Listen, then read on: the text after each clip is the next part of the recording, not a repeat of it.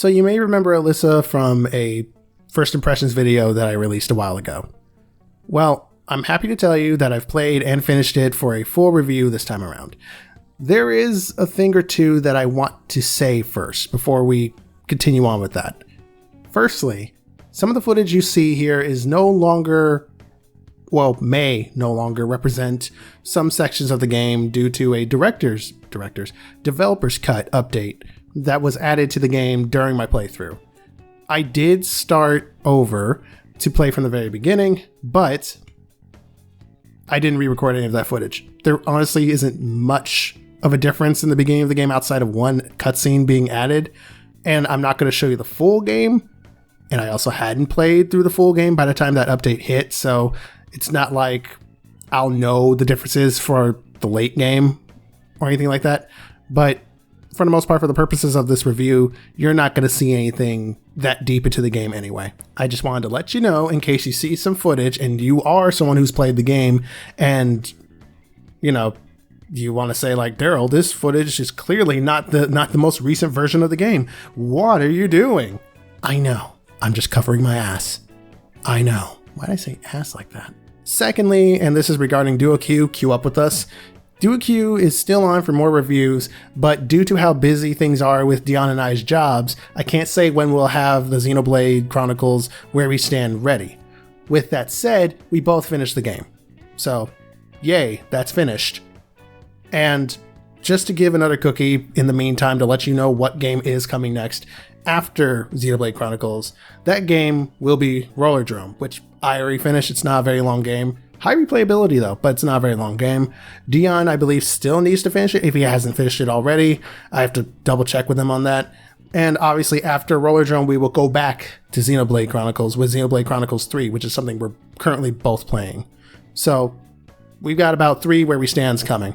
So just bear with us for a bit. I know that, you know, we were never really in a rush with this thing to begin with. It's just we like to hold ourselves to a certain standard. So when things get out of whack, it can be a bit out of whack. I have nothing else to... It's Thursday. It's 8:03 on a Thursday and I'm hungry. But don't worry, I still have other demos and stuff on my computer that I want to cover for DuoQ for the sake of a first impressions. And I'll also cover some here on my personal channel. But without further ado, let's go meet Alisa, the literal PS1 designed survival horror game. Now, I wasn't kidding when I said it was a literal PS1 design game. It's built as if you were to play it on the PlayStation 1 back in the day, which meant that I had to mess with the controls quite a bit to make it comfortable for me. And that's not a criticism.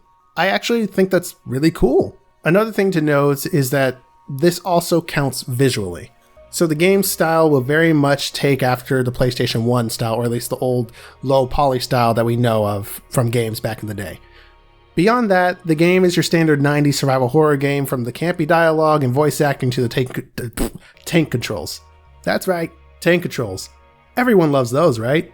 Just me? Cool, I'll own it. That said, there is an option to use monitor controls, but I just didn't bother using them. Anyway, going back to my feelings on the visuals, I do think that the game has a very unique art style, despite the low poly nature of it. Like, it feels like it wants to be Resident Evil, but it stands on its own. The environment doesn't always evoke fear, but I could definitely mention some sections where I was genuinely creeped out by some things I saw in the environment. I mean, this game has you fighting dolls, essentially. Dolls made of tooth wheels or gears within the bodies of these, I want to say animatronics, but they're not really animatronics, they're dolls. Either way around, shit's creepy. With that out of the way, let's talk about narrative. You play as Alisa, an elite royal agent in charge of recovering some precious documents from a thief that, well, stole them. It's what thieves do. What do you expect? The way things build up to you actually getting to the mansion, or castle I guess, is very refreshing and somehow very nostalgic, which is weird because the game is a 2021, 2022 game, so I don't know where that nostalgia factor is coming from. Anyway, after your comrade trips and is deep-throated by his toothpick, you go off on your own and are eventually overwhelmed by the doll centipedes that drag you into the main location where the game takes place, i.e. the mansion. Or castle, I guess.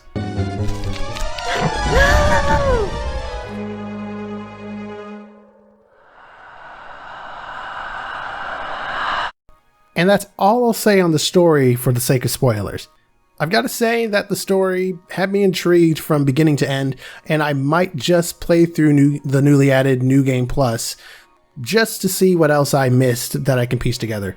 Despite the campy way the dialogue was delivered, the story is certainly one of the more interesting ones I've seen in a horror game. That said, it does fall into the tropes you'd expect from a survival horror game, but those are towards the end once everything starts coming together. Gameplay-wise, this is your standard affair for a PS1 survival horror title. If you've played any of those, then you know what you're getting into. But for those unaware or unfamiliar with it, or young enough that they honestly never knew a PS1 existed, what are you doing here? Go to school. This game might be more frustrating than fun since the controls intentionally work against you to emulate that of the PS1 era flair. It didn't bother me since I'm a fan of that kind of thing, but for others who might not be as comfortable with that style, then this might not be it for them.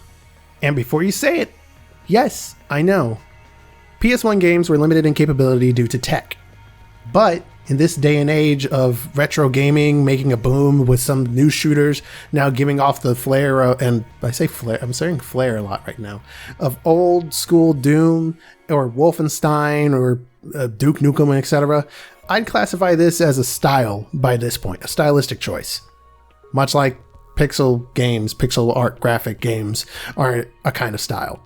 They were a means to an end once, but now it's a deliberate stylistic choice. I know I didn't need to clarify that, but there's always that one person who wants to be pedantic, so there you go. Other than that, there are plenty of puzzles and pretty big head scratchers occasionally, at least for me, that will feel familiar to those who play this kind of game or this kind of genre often. But even with all of that said, I will say that there are some weird gameplay moments in the last hour or two of the game. Nothing bad, just jarring. All in all, gameplay is a lot of fun. Moving on. Sound-wise, this game is a mixed bag.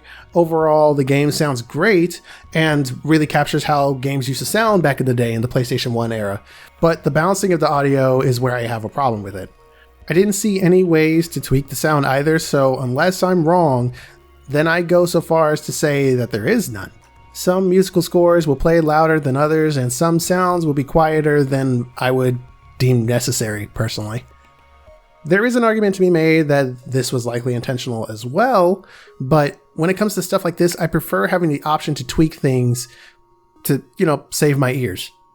I mean, there's an option for modern controls as well as tank controls, so unless this is a major oversight, then I guess the decision for this was completely intentional. I'm just not sure if I agree with it or not. That, or I was looking in the wrong place altogether and someone's gonna watch this and actually boot up the game themselves and say, it's right here. What, you can't see? You blind motherfucker. Nevertheless, Alisa is a welcome addition to my collection of survival horror titles, so I'll go ahead and slot it in right there next to Tormented Souls. Watch that review too, by the way. So, if it wasn't clear already, Alisa is a go for it and definitely worth the price tag of $18. Alisa is available on the Nintendo Switch, PS4, Xbox One, PC, Linux, and Mac. And with that, I think it's time to call this a review. It's been a while since I've done this kind of thing, obviously, so I'm trying to get back to the swing of it now that I actually have a bit more time to actually write up these scripts and throw them up. Well, I'm not throwing up the scripts, but, throw them up in the sense that I'm reading them and recording them and ad-libbing where needed. I didn't need to explain the process. It's late. And like I said earlier, I'm hungry and my food is sitting right next to me now. So I'm going to go ahead and wrap this up, eat, and then hit the hay. So I hope you guys have enjoyed your stay. I'm TUSDarryl. I'll catch you guys next time.